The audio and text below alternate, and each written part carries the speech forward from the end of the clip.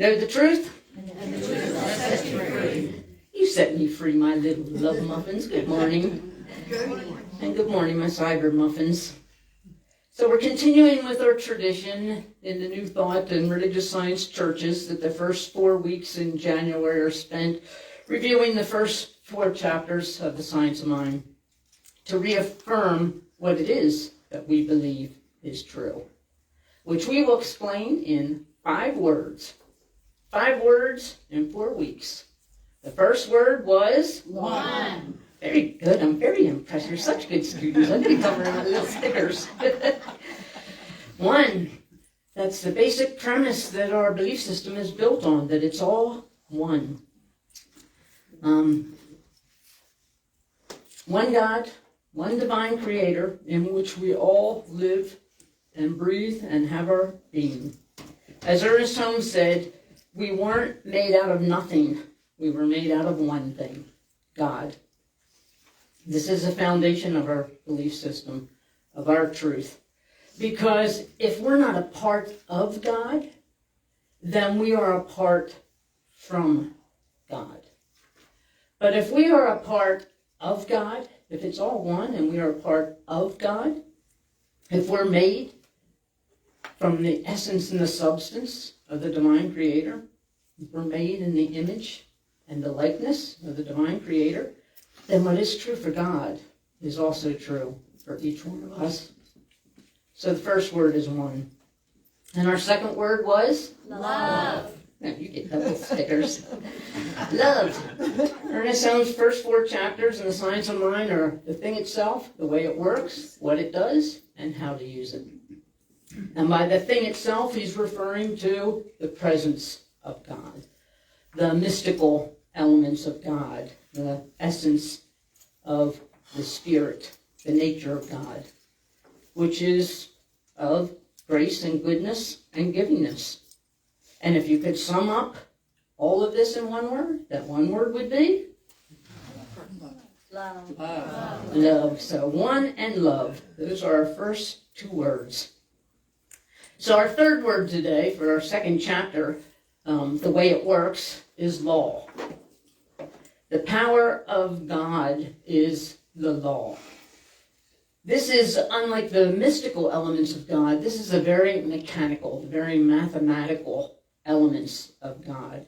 It's the eternal operating system of the system of creation. It's the way the Creator creates. And if the way it works could be summed up into one word, it would be law.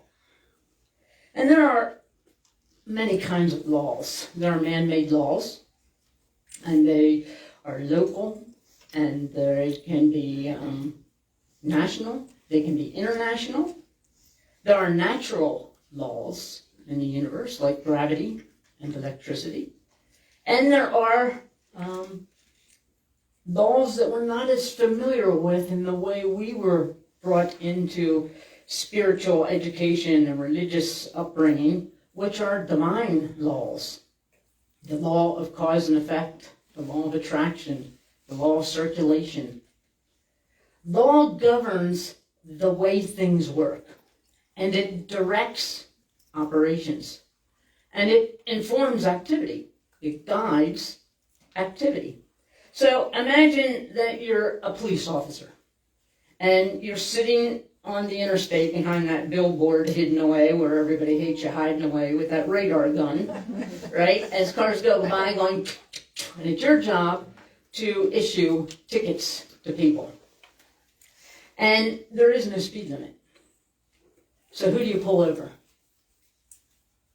Somebody that's going 50, somebody that's going 60, somebody that's going 70, people are in sports cars. I mean, who do you pull over? If you don't have a law to govern the operation, to inform activity, then how do you make a choice? It ends up being quite arbitrary. So law governs.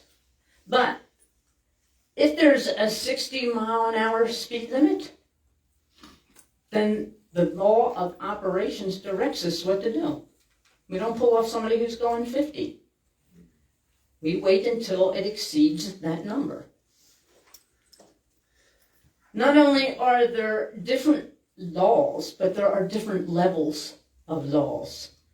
I might, even though the speed limit's 60, be known to drive 65, because I'm kind of believing that the consequence this law will bring unto me might be something I can dodge, but if I went 95, maybe that'd be a little risky, so it informs my activity accordingly.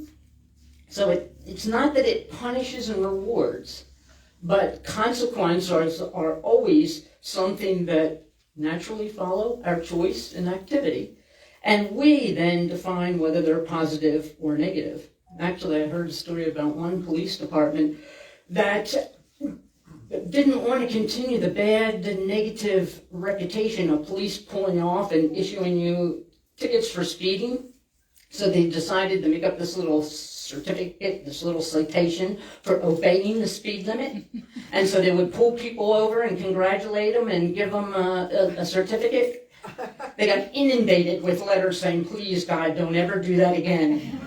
Even though it was nice, I had a heart attack by the time I found out that.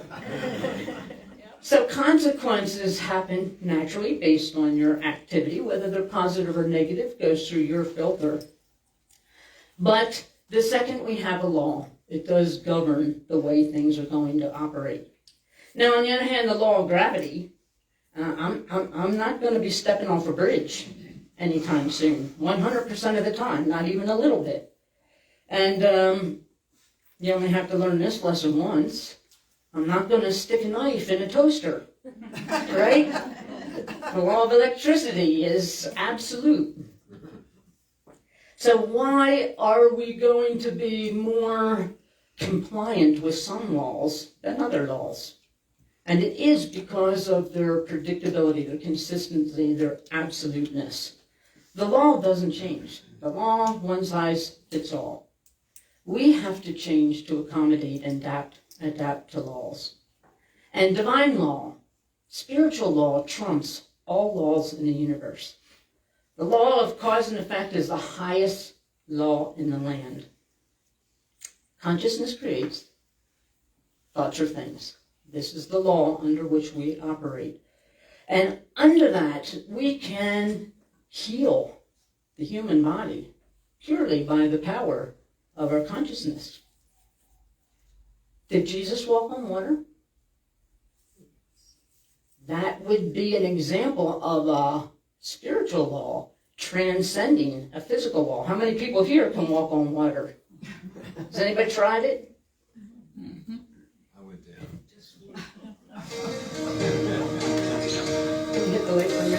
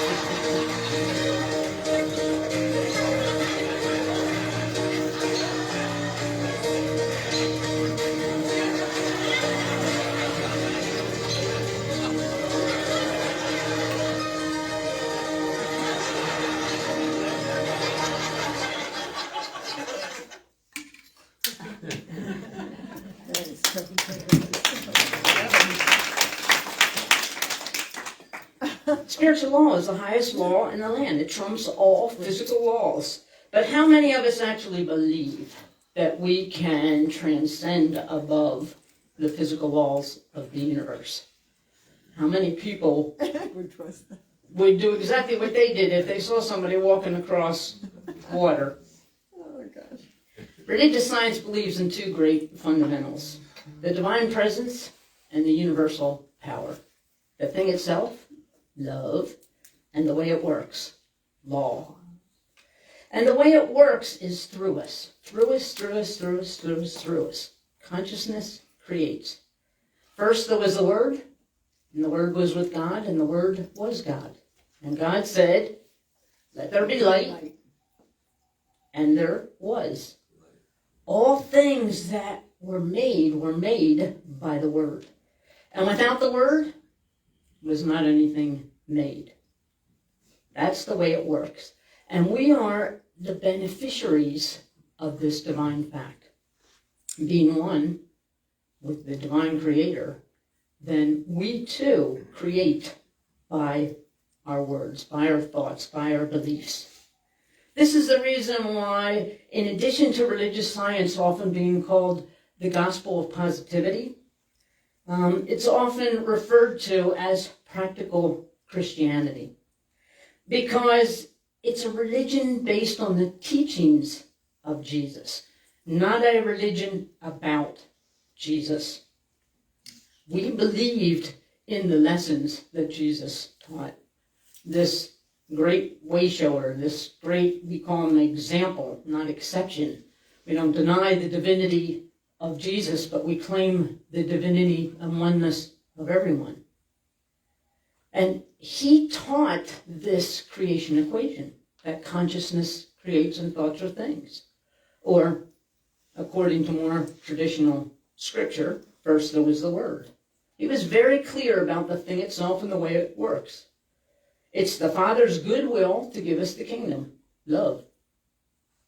It's the Father within that doeth the work, love. Ask, and it shall be given, law. Believe and receive, law. And he emphasized this over and over and over again. And Ernest Holmes was a believer in belief. What we think about, we bring about. What we say either is true or becomes true by virtue of the law building form around it in our experience. So thought and belief create all the conditions and circumstances somewhere along the line in our experience, but the thinker creates the thoughts. As Esther Hicks says, when we think about something, we're on our way to it. When we talk about something, we're on our way to it. When we anticipate something, we're on our way to it. When we expect something, we're on our way to it. When we fear something, we're on our way to it. When we hate something, we're on our way to it. When we judge something, we're on our way to it. Our entire life, our entire world experience is attitudinal, not situational. Words, thoughts, emotion, heart light precede the actual creation of the situation or circumstance. So consciousness creates and thoughts are things. This is the law that governs the universe. It can be true thoughts. It can be false thoughts. Whichever ones on which our minds are most set are the ones that the law will manifest. So mindset is our prison that holds us captive. How many of you have an area in a mindset that holds you captive? Because while there's a little small piece of your intellect that believes bigger, what you focus on with your heart light, with your feelings, with your thoughts, with your conversations, is the limitation, not the truth. So mindset's the prison that holds us captive, but it's also the savior that sets us free. And mindsets can't form or maintain themselves. They need a thinker. They need somebody to choose. That's why Ernest Holmes would always say, we're not here to learn how to make thoughts become things. We're here to learn that they already do. So law doesn't need anything from us to make it work. But it does need something to work with, something to work through. And the way it works is as absolute for us as it was for the divine source that first commanded it. Let there be light. Just as certain, just as absolute. So the way it works is law. And for me, this was part of my total investment in New Thought and religious science, because it's the first time for me that my question was answered, where was God when this happened? Why did God let that person experience this? Now, I don't want to be a judge of people, but I don't mind telling you, there's times in my life that I've known some people that have had wonderful circumstances, money and joy and pleasure, and I think, do they deserve it? Because I'm telling you, they're not the nicest people in the world. I don't see a lot of love pouring out of them. And then I know some people that are the kindest, most generous, most giving, most heart light-filled people, and they're going through horrible circumstances. How does that make sense?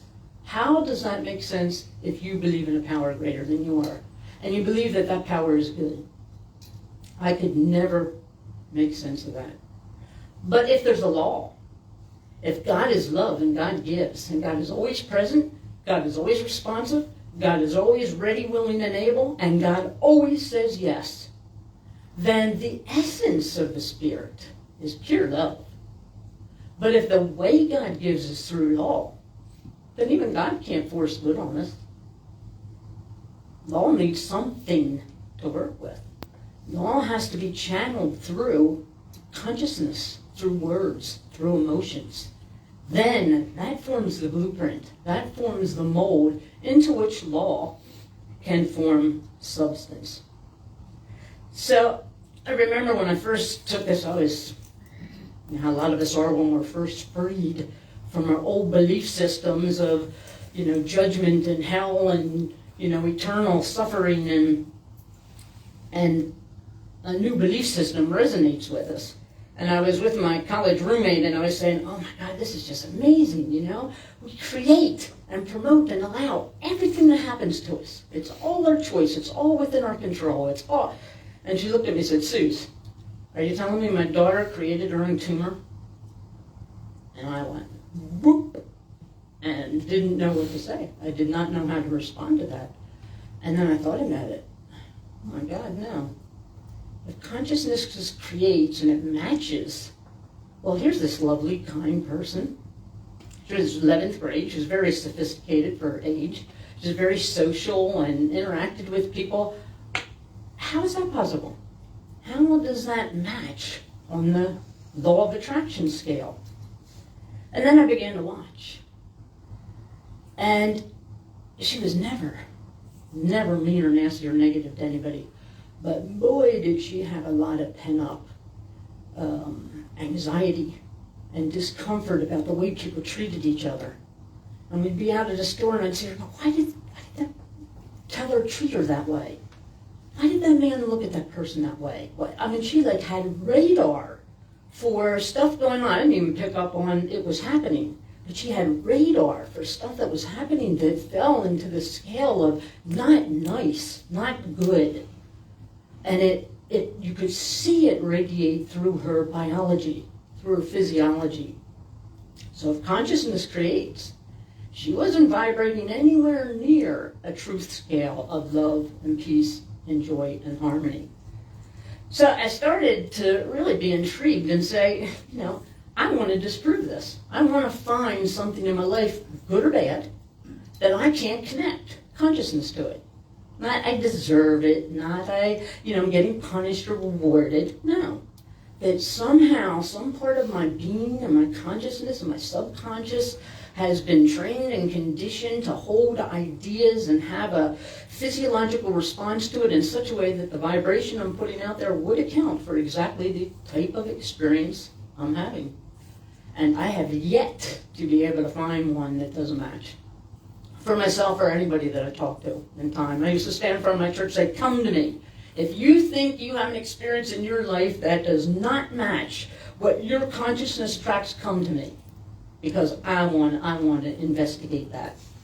And we were practitioners, so we did counseling sessions with our congregation members, and not once did I not end up with the person revealing and discovering this baggage of ideas and thoughts and emotions that on the scale went with the type of experience they were drawing back to them. So law is a very freeing and empowering truth. It's not to blame. It's not to hold people responsible.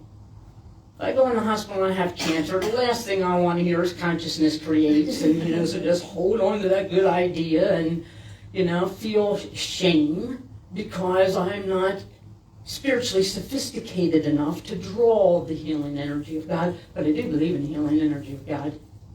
I do believe that just like this, literally, boom, if we could center ourselves, our complete selves, with that truth, we'd be walking on water. But as Ernest Holmes said, until you can walk on water, take a boat. So we know that we're inching up on this. We know that this is part of our evolution. But circumstances and conditions we experience in life are not arbitrary. They are not random. They are not part of a reward and a punishment system after we've faced some sort of judgment. They're not tests. They're not to make us stronger. They're not to teach us lessons. They are the result of the law of cause and effect. We put something out there and we draw it back. If we change what we put out there, we're going to draw something different back. So this is an area where we just simply are not well developed enough in our ideas and our thoughts and our beliefs and our feelings about God and grace and good and joy and peace and love and harmony and abundance, as we are practiced and believing of lack and limitation and discord, disappointment, depression, distress, much more practiced in our consciousness around those things. So it's a matter of developing this consciousness system. One of the things I was thinking of, use this as a little example, how many of you loved to watch cartoons when you were kids? I mean, granted, you didn't have 5,000 channels. We had 2 channels with the aluminum foil on the little antenna trying to tune it in. But when they were on, we just... Anybody know Popeye? I'm Popeye the Sailor Man. I'm Popeye the Sailor Man. I'm strong to the finish, 'cause I eat my spinach. I'm Popeye the Sailor Man. I'm Popeye the Sailor Man. Now, do you see the quality and the depth of this?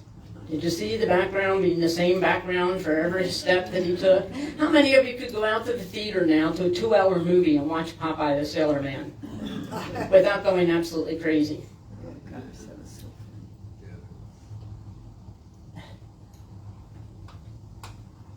A full-length movie.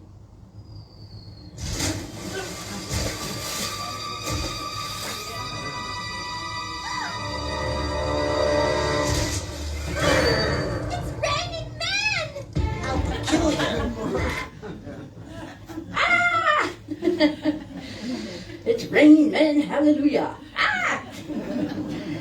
But think of these two things. This is what, 1933. So we're what, 2024, so 90 years ago, right? 90 years ago. Look at the difference. Look at the difference. They would have created this back then had they known how, but they couldn't possibly know how. Right? They were just beginning in this whole science of making films. And so you see it's very flat. It's not very engaging. It's not very attention-sustaining. That's how our thoughts are. As we claim God, as we pray to God, We're at, 1933 version of believing in God and good. I know one of the things I work with consciously when I'm praying for people is when I'm finished, do I expect to get a phone call from that person having to go, you're not going to believe what happened to me. And I really do. I really try to talk myself into that. And I have gotten some of those calls that was like, oh my God, may I share it? Nancy's husband was in the hospital this week, and they're, so concerned about all the medical treatment he was going to need at home and rehab. And we prayed and prayed. She said, oh my God, it was like a light switch. And he's fine. He doesn't need any of the devices, any of the support. He's home. He's fine. I believe the prayer, I believe the consciousness had something to do with that. And if we could get ourselves to a place where we could give life and details and 3D color and form to those ideas are going to begin to manifest. The law is always working. So that little Popeye commercial in our prayers, when we say, I believe in God and good, and God is the grand healer, and I feel my sickness just leaving my body. It's like the first cartoon. It doesn't have a lot of detail and life to it. I still believe it, and the law still operates. So I still draw something back to me that's more favorable than what I was drawing before. I probably didn't notice it, like somebody sneezed in here, and I could have gotten sick, but I didn't. But I didn't make the connection of the law of cause and effect. But the law of cause and effect is already operating. It's already mobilizing in your lives for any of the consciousness work that you do that moves your mindset toward believing the truth and embracing the truth and knowing and anticipating and expecting the truth to unfold in your lives. So our goal really is to give this type of depth to when they say thoughts are things, when they say consciousness creates. It really is about how do we bring that type of depth to it. Scientists say the universe is made up of protons, neutrons, and electrons, but they forgot to mention morons. The universe is made up of morons. Well, here's our practice principle. When we focus more on the truth of who we are, we begin to develop these mindsets. We grow these mindsets in frequency, so we just do it more and more and more and more. We grow these mindsets in duration. How many of you have sat down to meditate or prayer and like 2 seconds later you're like, okay, well that was a long time. But slowly but surely you teach yourself to get into a place where you can stay with it longer. So frequency or duration or intensity. As we start to populate it with these colors, with these feelings, with this animation of truth. Esther Hicks had a great analogy of building a prayer and building belief in prayer and building consciousness and truth is like building a house. And first you have a drawing on a piece of paper, so it's hard to get an idea even or any feeling about what the house is. And then it moves to the next step where it has a foundation and maybe some 2x4s up. But you still look at the house and it's hard to get a sense of what things are. But then they put the drywall up and doors up and now rooms are beginning to take shape and you can get a better picture. And then they're moving furniture in and they're painting and they're decorating. You see how the detail is growing in this idea? And she said that's exactly how we build our communing with, our consciousness of the truth of who we are. Protons, neutrons, electrons, morons. And morons. That's a law of the universe. The more we focus on truth, the more it will outpicture in our lives. This is why Ernest Holmes said, when we approach the science of mind in its practical application, we're not denying your experiential truth. We're not denying anybody's hurt or anybody's pain or anybody's loss or anybody's disease. We're not denying anything about experiential truth. What we're doing is we're awakening an awareness of a higher truth. We're awakening that potential and that possibility that can flow through us and actually trump the physical laws as we know them. So we're not denying material or physical laws, but we are introducing higher law to it. This is the way it works. Law. Creation is not about what we are capable of doing. Creation is about what God is capable of doing and what we are capable of believing.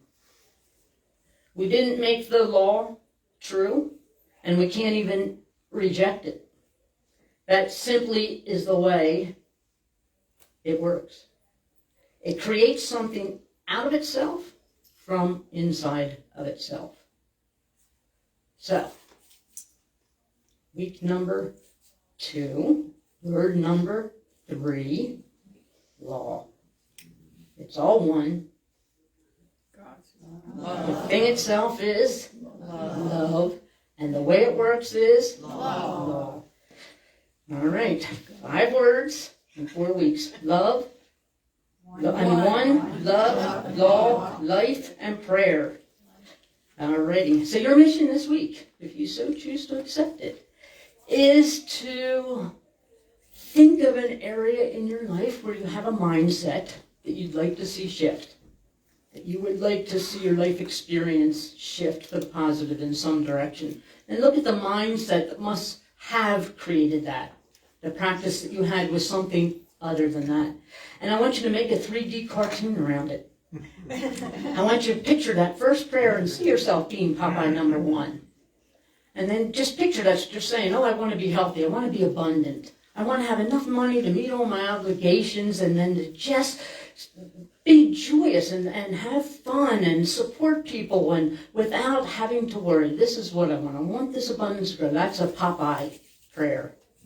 Now turn it into a 3D movie. You know, picture, you literally want to see it here next week for everybody, a 3D movie, 2 hours in the theater. Then we are using consciousness to activate the law. 1, love, law. Can't go back and make a new start, but we can start now and make a new ending. We are the people, now's the time, and this is the way. Namaste, my love muffins.